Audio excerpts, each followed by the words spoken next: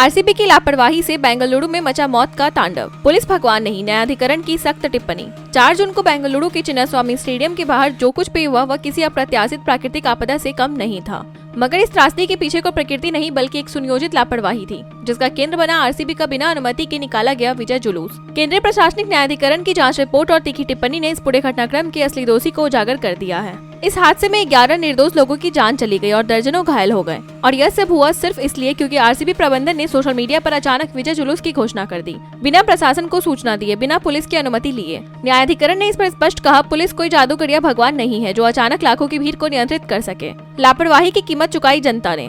Cat की report के अनुसार आरसीबी द्वारा अचानक की गई इस घोषणा के बाद 3 से 5 लाख लोगों की भीड़ सड़कों पर उमड़ पड़ी। इतने बड़े आयोजन के लिए किसी तरह की प्रशासनिक योजना या सुरक्षा व्यवस्था नहीं थी।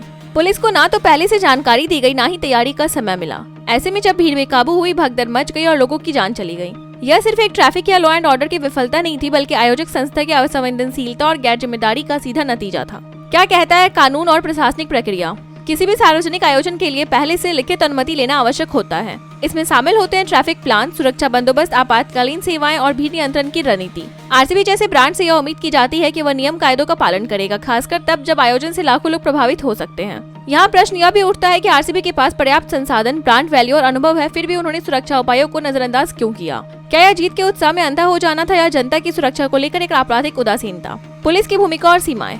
न्यायाधिकरण ने पुलिस को क्लीन चिट नहीं दी है, लेकिन यह स्पष्ट किया है कि पुलिस के पास सीमित संसाधन होते हैं। इतनी बड़ी भीड़ के लिए कुछ ही घंटों में सुरक्षा इंतजाम कर पाना व्यवहारिक नहीं था। अगर आयोजकों ने कम से कम 24 घंटे पहले ही सूचना दी होती तो कई जानें बचाई जा सकती थी।